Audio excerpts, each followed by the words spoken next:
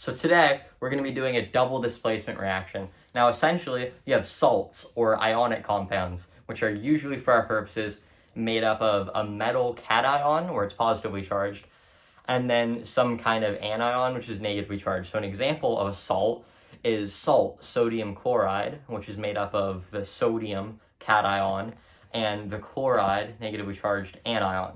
Now, double displacement reactions pretty much center on the idea of solubility, right? So some things are soluble in some solvents and some things aren't. This also has to do with like polarity, but I kind of don't really understand polarity, so we're going to ignore that. But essentially the idea is you have one salt and another salt that are both soluble in water and are able to be a solution, or soluble in some other solvent, right? And then when you mix them, they form one or more compounds that are insoluble in water or the solvent, and they precipitate out, and you can separate it via filtration. So one example of that, which is what we're going to do, is calcium acetate and sodium bicarbonate. Now, calcium acetate is made up of the calcium cation and the acetate anion, and it's soluble in water. Sodium bicarbonate is made up of the sodium cation and the bicarbonate or hydrogen carbonate anion, soluble in water. But when you mix them, they start out like this when they're solids, right? So you got, cation and anion, cation, anion. They're like this. But when they're liquids, they disperse, and it's kind of just an ion soup. Now, when you mix them, what ends up happening is they kind of go like that, just a little bit like that.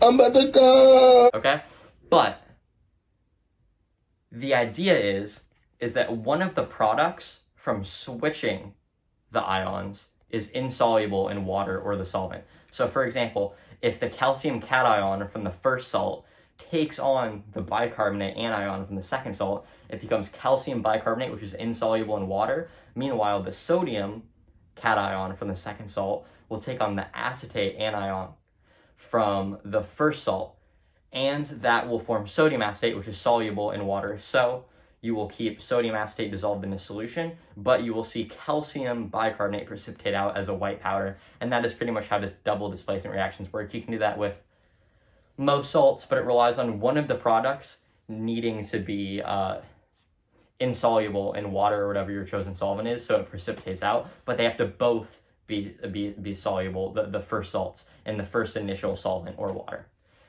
I probably explained it very poorly, but yeah, I'll demonstrate.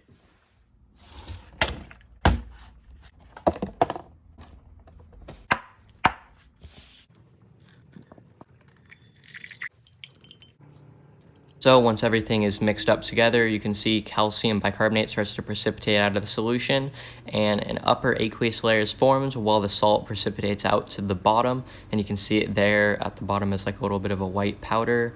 In theory, you could filter this off, but for our purposes, that's pretty good. I can show it a little clearer here when I decant it. But yeah, that should be calcium bicarbonate all at the bottom, and sodium acetate dissolved in the solution still. Alright, you know the drill. Like, comment, subscribe, share with a friend. Tell me, if I did anything wrong. I probably did. I'm trying over here, man. Anyways, I'll see you dorks in the next one. Safety glasses off, motherfucker. You know what it is. It's like a pregnant fucking